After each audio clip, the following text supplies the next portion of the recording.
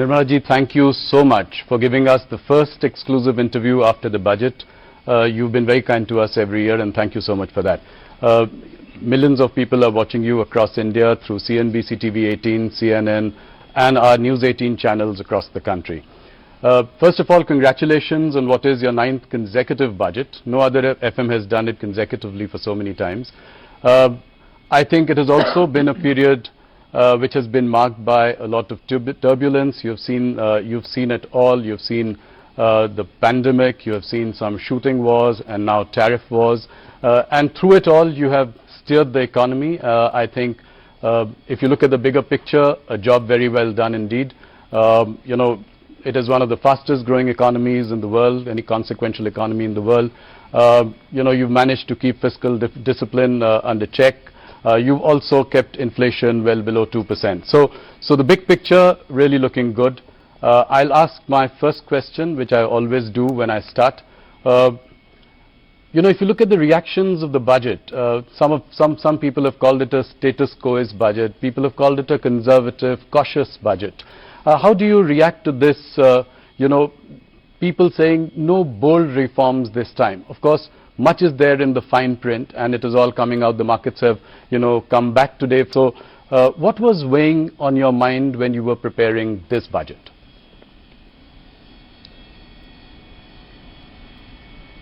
Well, as was observed by you and by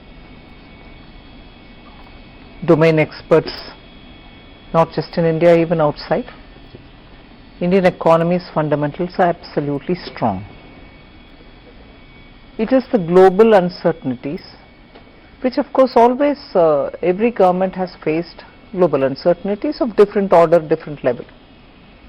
But now the extent to which global uncertainties are bearing on countries and impacting decision making is of an order that we have never seen before. So certainly we had to keep that uncertainty in mind and plan for what is going to happen this year and what is going to commence in the next 5 years from this year. In that a new finance commission cycle starts, and above all, like the Honorable Prime Minister said, this is going to be the first budget in the second quarter of 21st century, which is up to 2050. Yes. In between, closer to 2050 is 2047, when Viksit Bharat will have to be achieved. So our direction, our goal are all set. So it was for us to, keeping in mind the global uncertainties, plan for 1 for this year, 2 for the entire finance commission cycle, and 3 leading up to Viksit Bharat, how do we want to take them? And that is why, slightly differently from every other budget, this time a lot more was said through Part B, right, which actually is unusual because it's not just the tax proposals taking us towards 2047.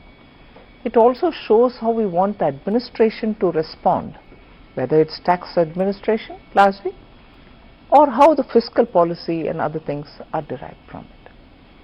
And that is why I think this budget, everyone is welcome to have their view, and I respect that. And I try to understand why a certain perspective has come out.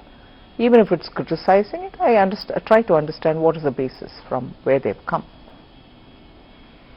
But to have had Indian economy grow at the fastest rate from among major large economies, not just 1 year, not just 2 years, now for steady 4 years, it is the stability point that I want to underline.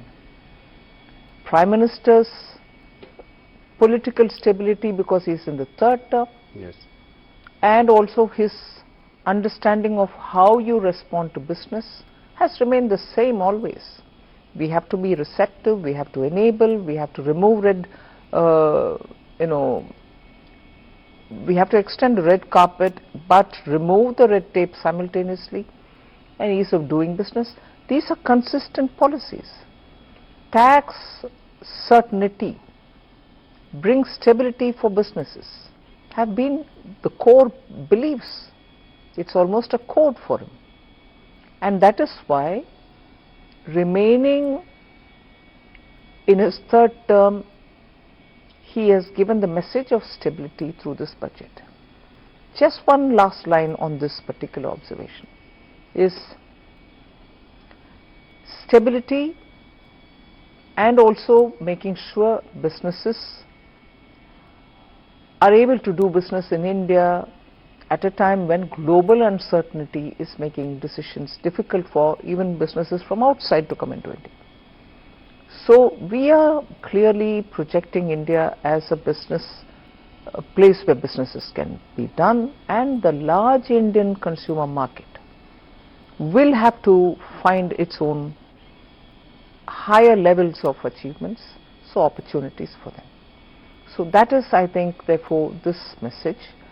So vision, searching for vision, or saying this budget has no vision, is, I think, not understanding the perspective with which we are coming. And one last point here, budget and aside from budget, reforms continue. We have done several reforms, not through the budget, Yes.